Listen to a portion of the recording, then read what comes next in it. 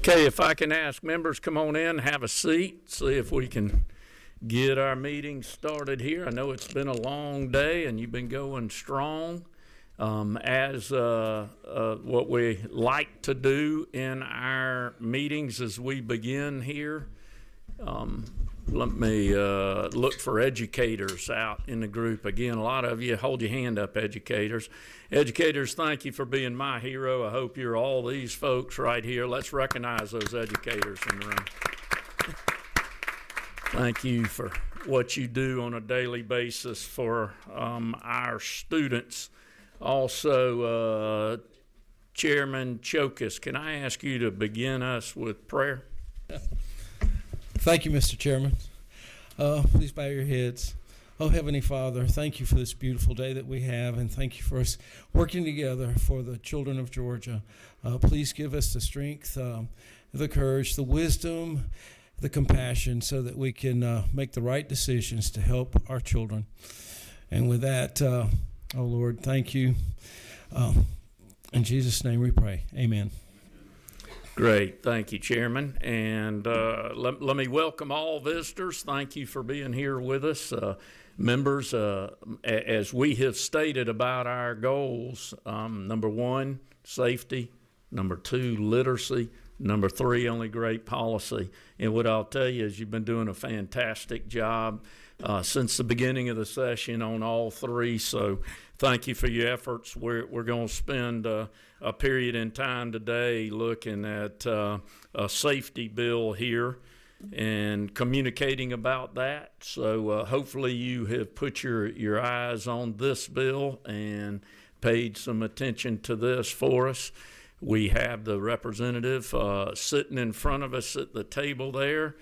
And let me see. Let me begin here by asking Representative Persinger, if you will, read out your LC number. As you'll see, we've been through subcommittee, and we've also had a sub, I believe, here. So read your LC number, and then I'll turn the mic over to you. LC 492304S. That's correct. That's what we've got. We'll turn it over to you, Representative. Thank you, Chairman Irwin, members of the committee. HB 268, just read the LC number. It's good to see y'all and go over this bill again. Just going to go over the top line things of what this bill does. First, HB 268 requires all relevant student records, including education and disciplinary records, to be shared with the receiving school upon transfer within 5 days of the request of those records. Second, HB 268 requires schools to adopt behavioral threat assessment teams to identify and manage potential threats at school level, and requires that schools adopt the use of an anonymous reporting app that meets certain standards. This also creates the S3 database that will be managed under GMA to be able to log credible threats to school systems, so that if a student does transfer, that information can be relayed to the receiving school as well.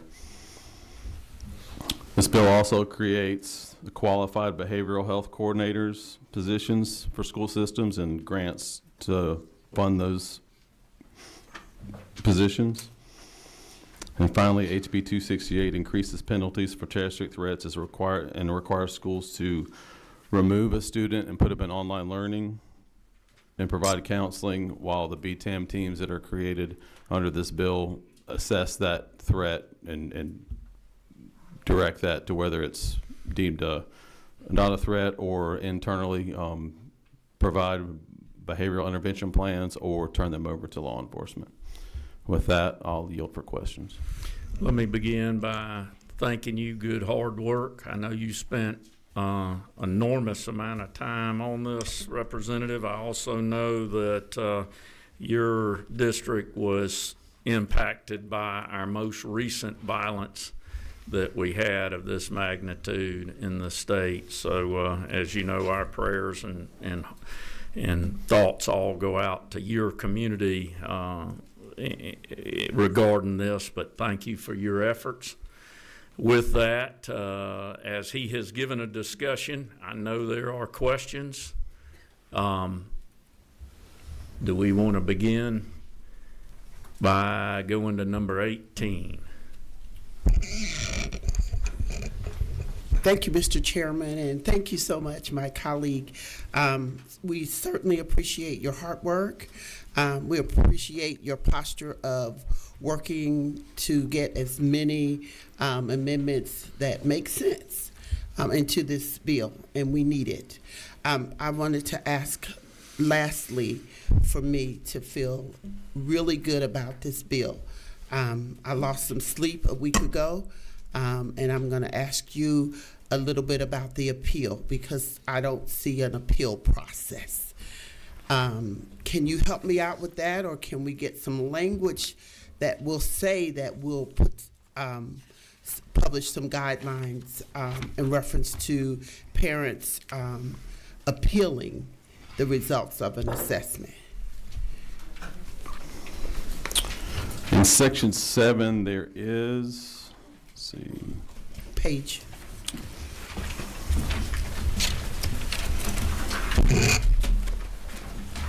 Judge Council might be able to help me out, find it faster.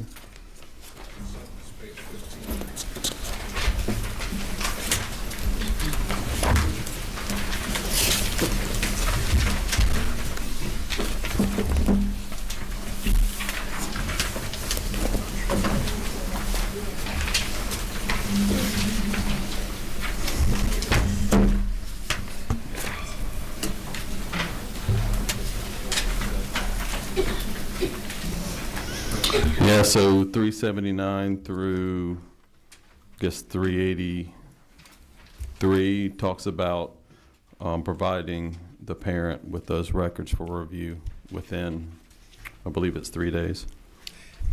And I saw that, and that's for review. So I am actually talking about an appeal process that helps parents know how they can get a student off the list once they go on to the list. So that's what I was That looking should for. be under the dispute resolution through RESA. Is that fair, Ledge Council?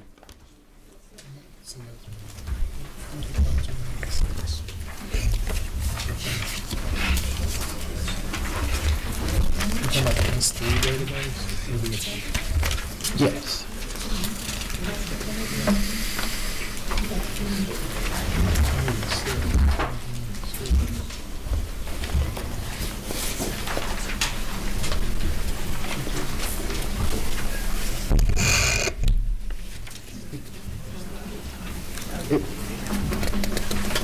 Actually, we've combed the bill for the language, and we don't see it. And so I do have a suggestion of where the language can go later and be developed later. It's just one sentence that just basically says that the Office of Safe Schools shall develop and publish whatever guidelines necessary for the schools and parents regarding the appeal for once the child goes on the assessment. So that was the only thing that I was asking if I didn't see that I thought was still necessary, just so that due process is complete, and usually that is with an appeal.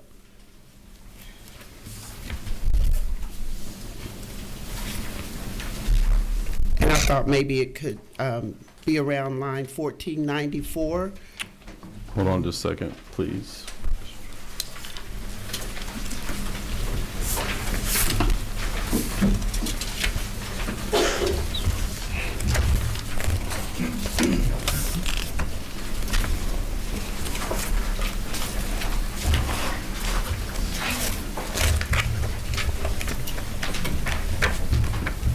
Should be in section 8, I'm looking.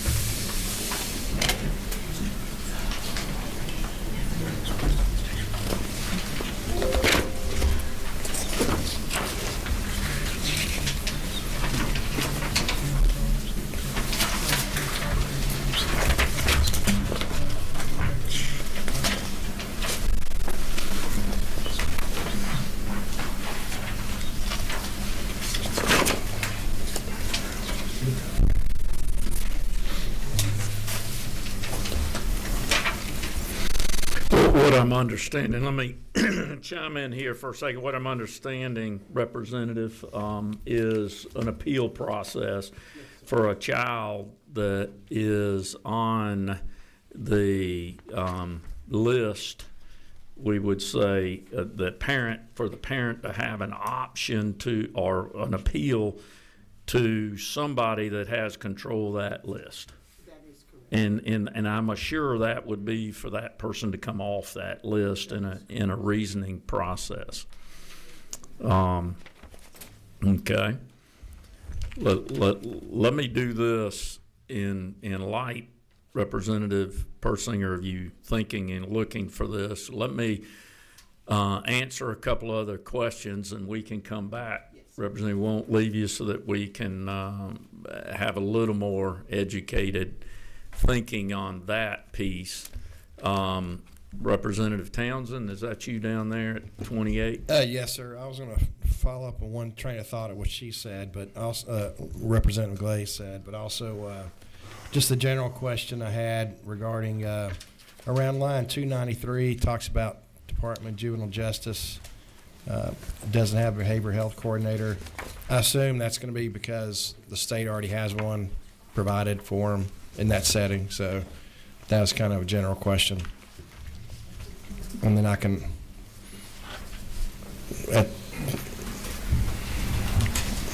You said 293, repeat that question? 293, I believe DJJ doesn't have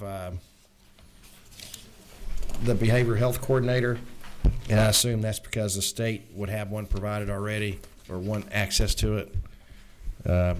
It says the code section does not apply to DJJ or its school system. So there I'm assuming the state would provide one automatically since they're in state custody. So I believe that's correct. yeah, thank you. And you can go ahead now on your question, just to have it out there that you might have. Regarding, Representative Glaze, when something like this happens that quickly, from what I've read so far, and I thought I saw somewhere in there talking about the parents had a right to ask about it, but we'll have to find it. If it's that quick, they're going to have to meet, and I wouldn't want that to come off the record until after. It needs to, if it's reported, a threat, it needs to be immediately reported, immediately acted on, with the right to appeal, but I wouldn't want to take it off any record until that. Is that what you're saying too then? I'm not asking to take it off. Wait a minute, let me get your microphone on just for a second. Go ahead. After they have gone through the full assessment process and a child is on the list, the question is, how does a child come off the list after they have been assessed, made the list, are in some level of therapy and or other kinds of things that would help that student remain or lessen any kind of threat after they go through whatever is suggested. How then do they come off the list?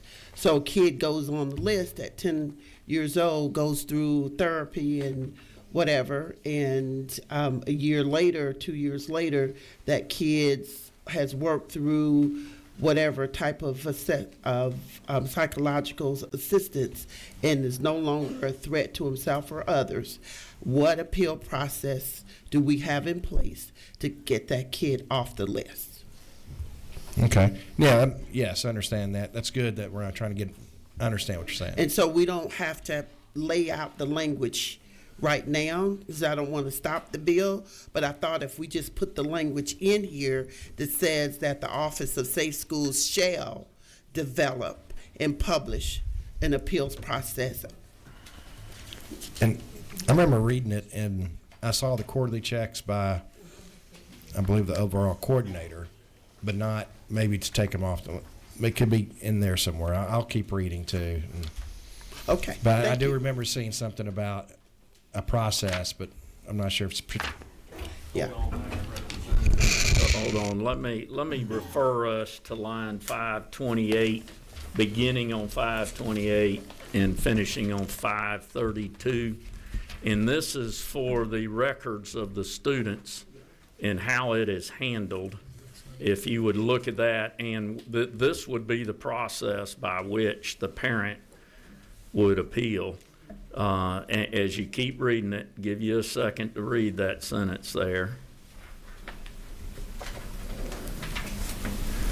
Written request and entitled to a meeting.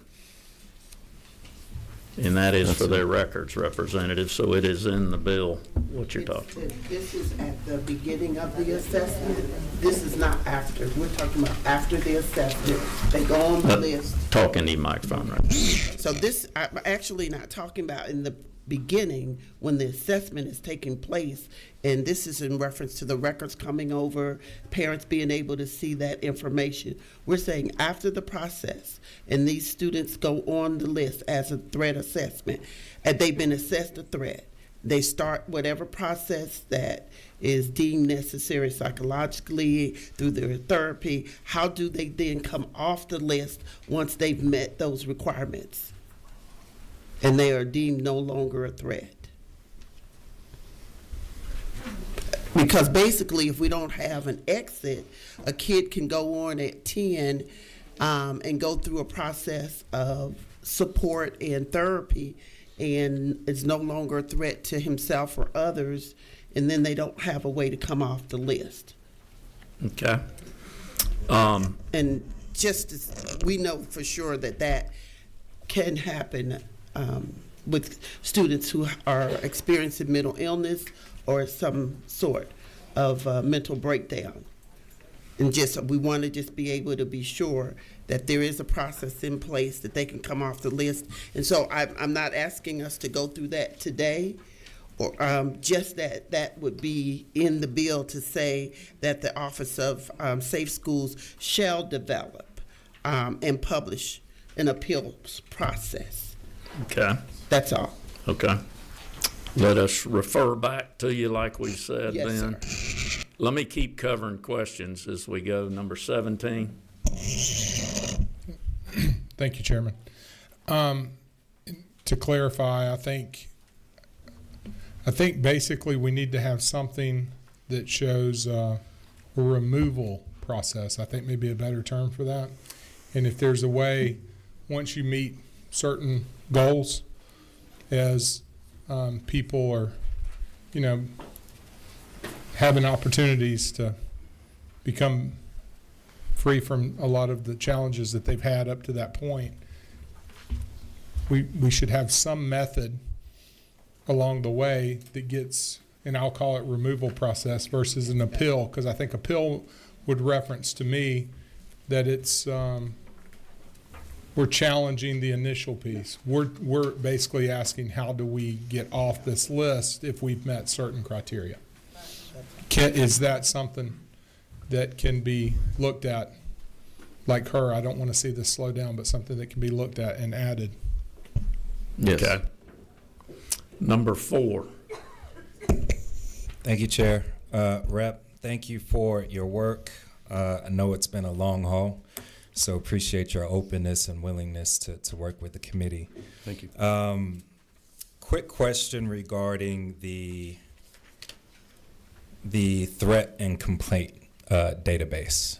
Are we tracking who are the subject of these reports, their background, race, gender, grade level?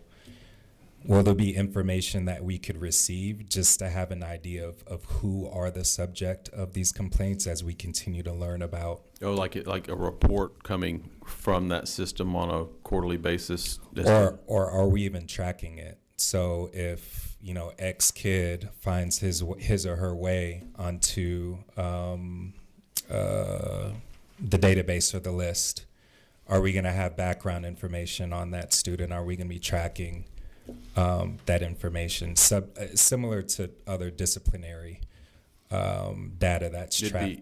It would be inherent in their record, because Okay. that student's information would be there, but what would create that is a credible threat that the BTAM team has reviewed and escalated to a credible threat. So that'd be, I guess, secondary to and not part of. Does that make sense? And once that case is deemed credible and that student is put on the list, we would have background information that we could review on that student's race, gender, grade level. And I ask because we've had a number of conversations and during the public comment period, we heard from a number of parents Sure. whose children were subject to false reports. And I'm the anonymity process of students or faculty being able to bring reports or claims forward without any transparency on who. I want to be able to disincentivize false reporting. We're talking Sure. about kids. And I have, a suggestion for me, just replacing anonymous with private. We want it to be private, but we want to know who's bringing forth those claims. Right. But again, this idea around transparency and being able to disincentivize false reporting, but also understanding that when we're talking about discipline and discipline records in our schools, disproportionately who will be profiled and subject to those reports are Black and brown youth. And we heard that from a few of the members who provided public comment. And I want to guard against that as much as possible. And you and I have had some productive conversations and just exploring ways to do that. But at the appropriate time, I'm happy to put forth some additional language that could correct that. But it's good to know that we are going to be tracking that data because, as you mentioned, this is just a first big step. Right. And I don't want to call it a pilot. It's a pretty hefty pilot, but we've got to learn what's working and what's also not working. And I think our ability to collect background information on who those children, those students who are going to be subject to being on that list will be important learning for all of us. Sure. Yeah, just so committee knows some of our previous discussions on some of that anonymous reporting. We do have a lot of systems in the state now using that anonymous reporting app, and a couple of them that I know of I've requested through some channels, and the false reporting or abuse reporting is only like 3.8%, so it's very, very low. I don't think you can ever completely eliminate somebody trying to abuse or maybe false report something, but it is very, very low, and they're currently being used now. Let me do a point of clarity here for us, and I was an heir of it too, talking about a list representative, and I know you have Gima here sitting behind you today. We're not truly talking about a list, are we? We're talking about going into student data, if I got that correct, and you're welcome to refer to Gima if you'd like. Would you like to come up? She could step up there to the podium if she wants to. But do you understand my question first about list? You can stand up there, please, Gima, and just state who you are and your position, please. So I'm Linda Criblay, Deputy Director of Homeland Security with GMA. There you go. And now, Representative, I'm going to pose the clarity question to you about the list. Is a list really comprised? The only time is going to be a credible threat is the only time someone's going to end up with a record in this S3 database is if they've made it. They're not like collecting a list of just kids making statements. It's got to be a verifiable, credible threat. Is that? That's correct, sir. Clear that up for me for a minute. So we get a threat that is called up. Where is it going? S3 database? Right. So if a BTM team elevates a threat, they have a choice to keep it local, or they can elevate it to S3. And then to the earlier questions about what happens when a BTM team determines that a case is a kid's on a good path or on mental health, they do what's called closing out the case, and that would be in the S3 record as well, is that the child, say, perhaps took mental health counseling, was on a positive path, and so that would be within the S3 record that the case was resolved. So that's done within the BTAM teams? Right, because all of the decisions would be local. the S3 is just a mechanism for information sharing. Okay. Members, do you understand what we're trying to get to about the list that we were stating and using and how that's called up? Okay. Let's move to number 2. Thank you, Mr. Chair. Thank you, Representative. Thank you. I just want to ask for a little bit of clarity because we got the substitute, but there are many pages and lots of words.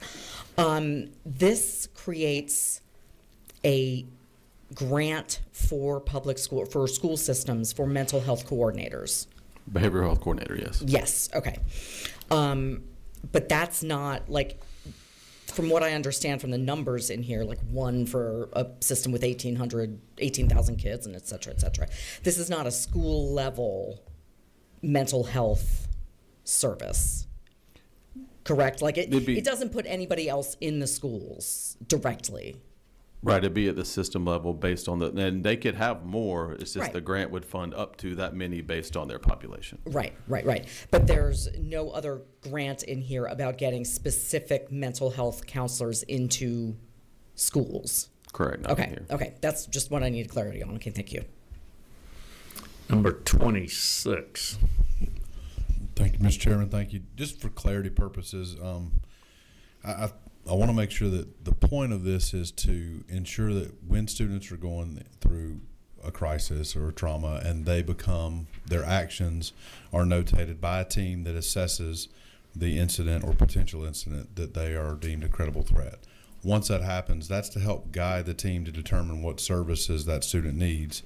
That is then retained in the database for that specific child. So if that child is transferring between schools, that information is just readily available as a historical reference as to, here was an incident, the incident was resolved, this was the treatment or the services provided, so that as that child goes from age 10 to say age 18, it's just a historical record as to what, when I came up, the middle school principal told my dad everything I ever did before I got home. It wasn't in a database, but that would be the historical record just so that they can manage it. And the parents would be made aware of that same information so the parents could acknowledge and accept those potential services. It's not being on some published list that's going to be like this kid has been labeled something. It is literally for those that are on a need-to-know basis and they have the credentials within the school system to make sure that those services are provided. I just want to clarify, there is no gotcha list. It is a history of a student's behavior, just like the history of their scores, their grades, their attendance, etc.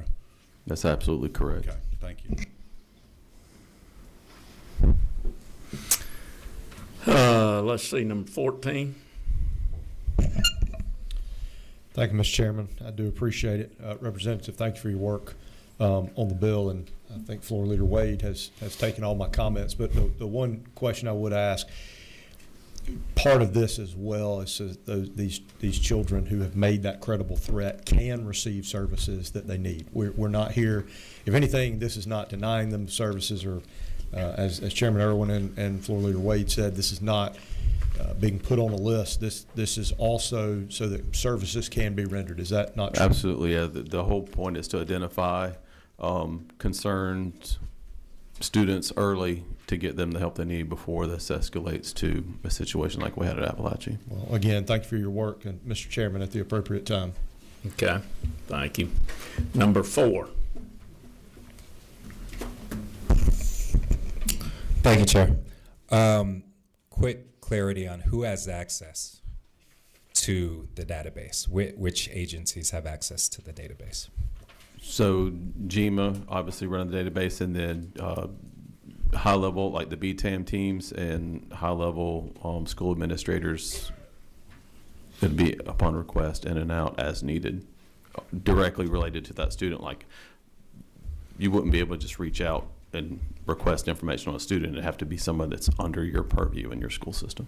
And any additional law enforcement entities that would have access to the database? I believe they would as needed again. Okay, thank you. Number 18. I don't want to beat this beyond what's necessary. I do know that there will be kids who will be on this list and assessed as a threat. Those students are the students we're looking for to get them help. That may take some time. That may take process and therapy and other things. And so all I'm asking is once those kids make this list because they are a credible threat, when they actually go through whatever the process, how do we then make sure that those kids can get off the list through a process that's here in the law? And I really want to stand firm that I think that there needs to be a way off the list or out of the system and not a credible threat after those students have gone through whatever they need to go through for as long as they need to go through it, and then some professionals, and parents can come back with professional observations and to say that their kid now is no longer a threat to others and him or herself. I do think that that's necessary. Because there are going to be kids who are going to hit this list, who are going to be a threat. Some of them may even lose the opportunity to stay with their parents because they are a threat. And so how do we then make sure that when we put these kids inside of a program to help them, to lessen the mental, problems that they're having that will cause them to be a threat, how then do we get them off the list? That's all I'm asking. I understand. So we need to be able to, how do we document that their case has been closed? That is correct, sir. How do we, in this, and I'm not looking for the language today. I just want to be clear about that because we can get there. Absolutely. I just would like to see the language in here saying that, and I love the language that my brother in Christ, but also my brother in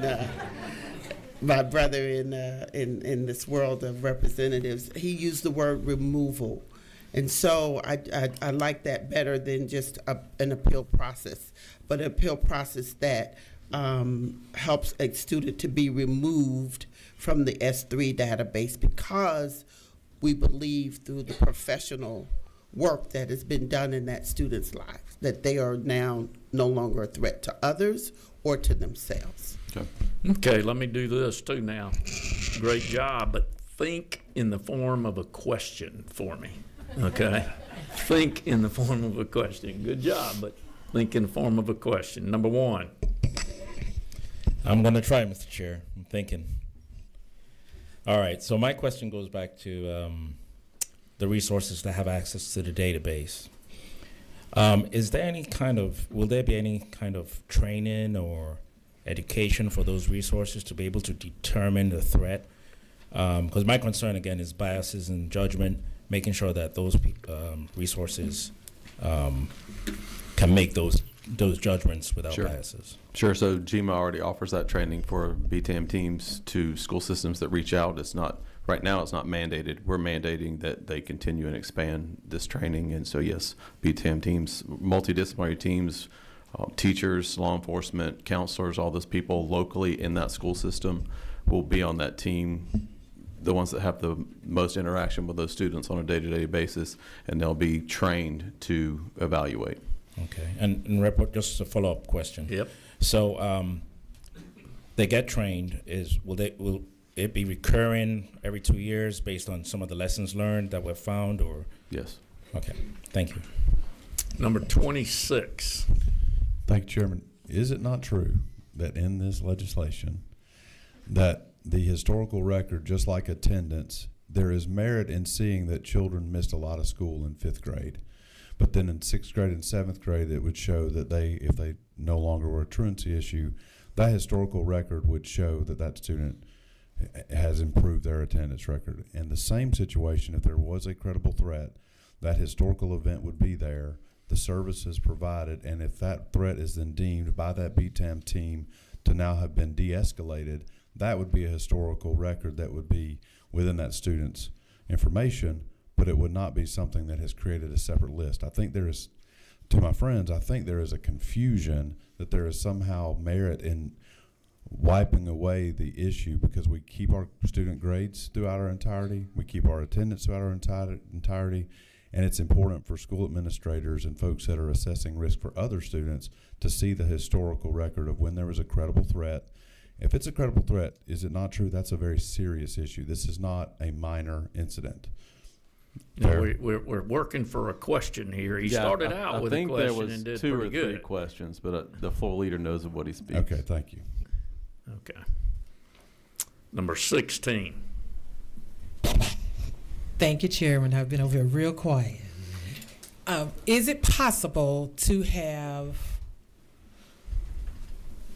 I guess, like levels? Because it sounds like, I don't think we're saying remove the history, but let's say when they go in, they're at level red, the threat level. They've gone through all the process of whatever rehabilitation, and then maybe it goes to a yellow or a green. So that, well, I guess what we're trying to, I was trying to do a question. So is it possible to do something like that? Okay. Can you speak to that?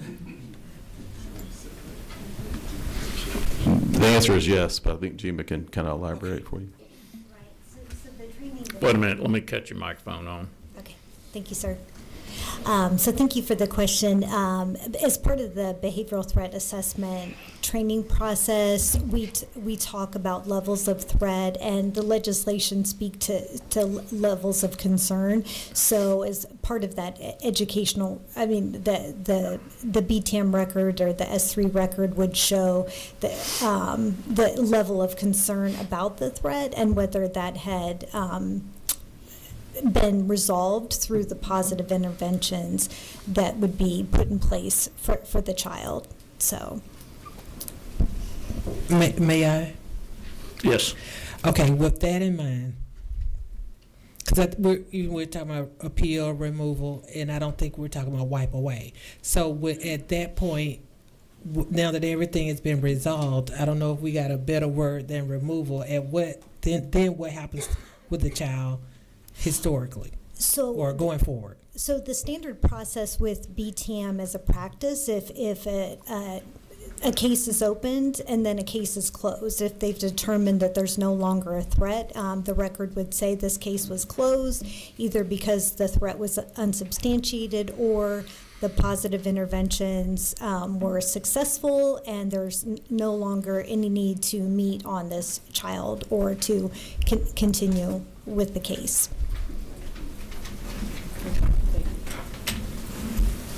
Number 17.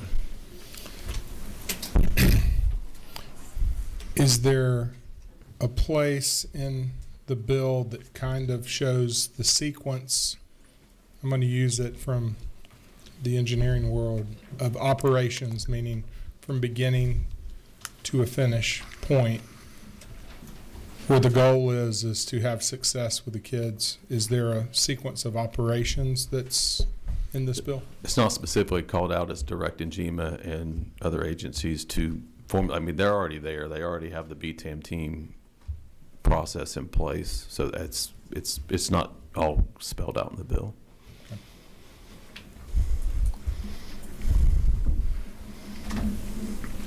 Number 21, Vice Chair. Thank you, Representative. I just have a quick question. Line 667, it kind of just jumped out to me, the mention of public or private school.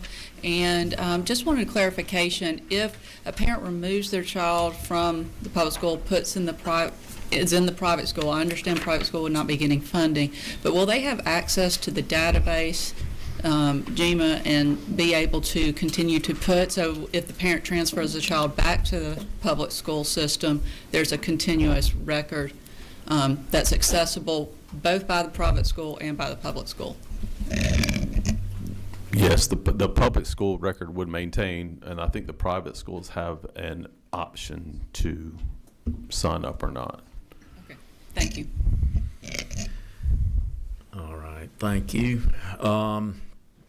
It's the appropriate time, our chairman. I do not see any other questions. Thank you, Mr. Chairman. I move that House Bill 268 LC 492304S receive the due pass recommendation. Members, we have a due pass and a second.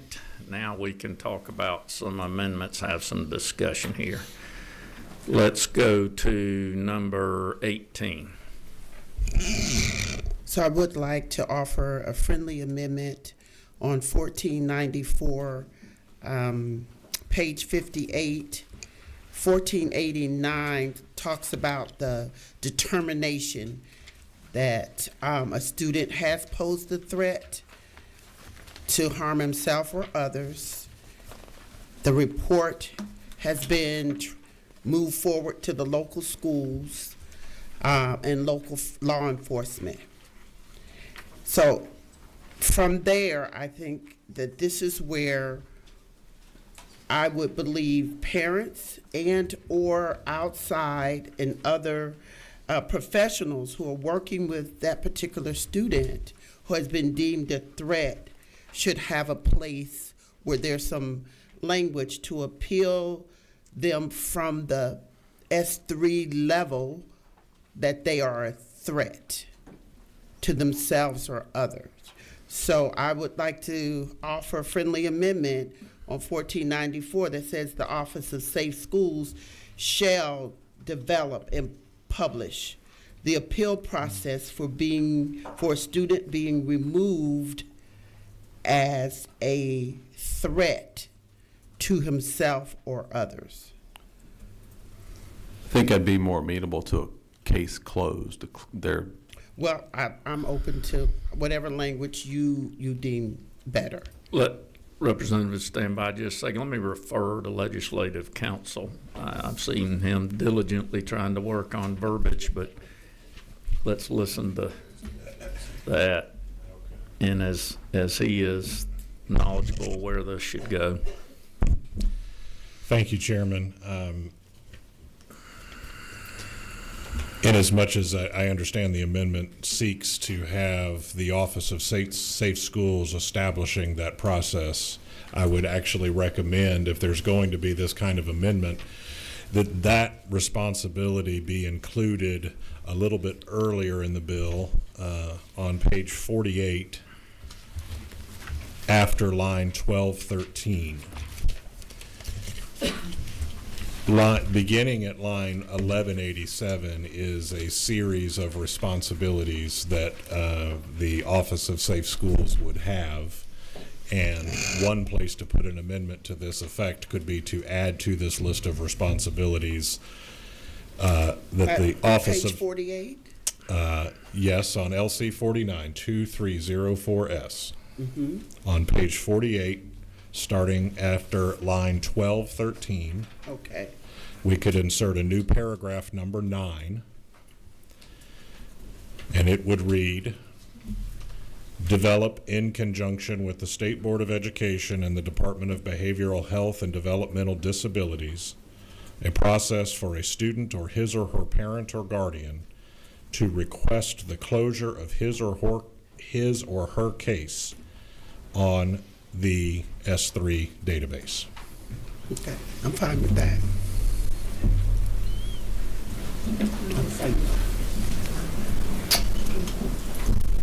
Let's, number 14, you've.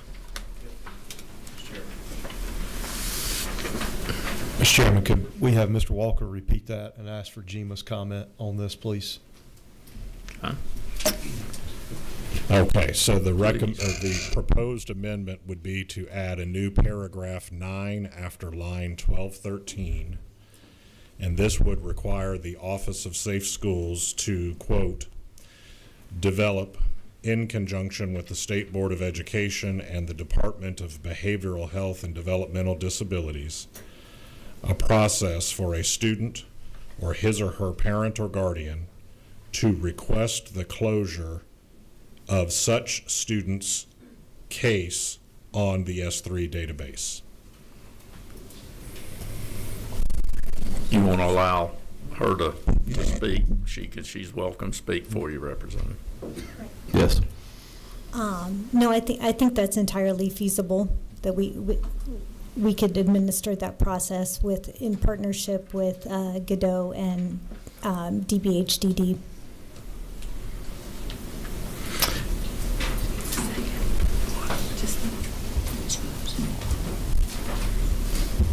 You feeling friendly to that? Yes, sir. Okay. I know you are. I know you are. We would need a second to that amendment. Do we have a second? We do. Mr. Chairman, if I may inquire, since I think this is a slightly new concept, I just want to confirm closure of the case. Would that be an appropriate reference? Is there a more precise or more encompassing? Since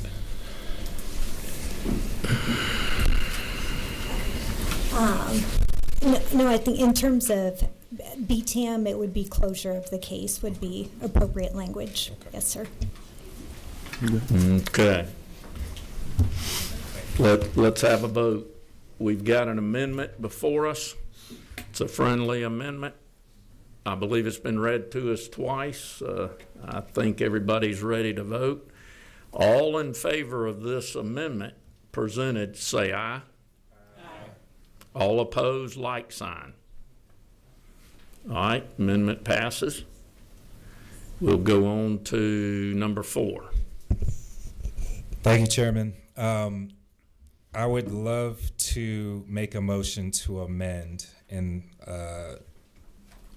the use of anonymous. And so starting on page 34, there are quite a few mentions of anonymous. I think this is friendly just based on our conversations, Representative. We want that information to be private. It should not be public knowledge who's bringing these claims forward. I do see value in transparency on who is bringing it forward. And again, my concern is around false reporting and Understood. not creating an incentive to falsely report claims. And so I know on page 34, lines 866, simply replacing anonymous with private. 873, statewide anonymous reporting program with statewide private reporting program. Page 35, similarly, lines 892, 893, and 897, simply replacing anonymous with private, and 894, anonymously with privately. And then on page 36, lines 906, 909, 911, 915, 919, and 920. And we're simply just swapping out anonymous and replacing it with private.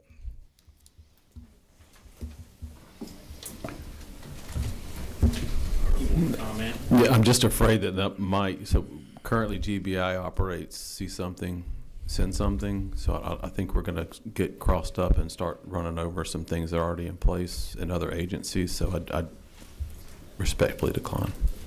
That's fair. I'd still Let's like to go make to- the motion if possible. Okay, but we got a motion, and I'm doing, well, he's got a motion. Let's have a second, see if we got a second. Second. We do. Number 28, you got discussion? Yes, sir. I'm going to agree with Representative Persinger here. And I think I understand what he's trying to do, but anonymous is very important in this type of situation. And it's been proven that you won't get certain calls or notifications without it being anonymous. And it's such a small percentage, I think he said 3.8%, that were erroneous. So in this case, I'm going to have to disagree with a friend over there on this issue. Okay. Number 17.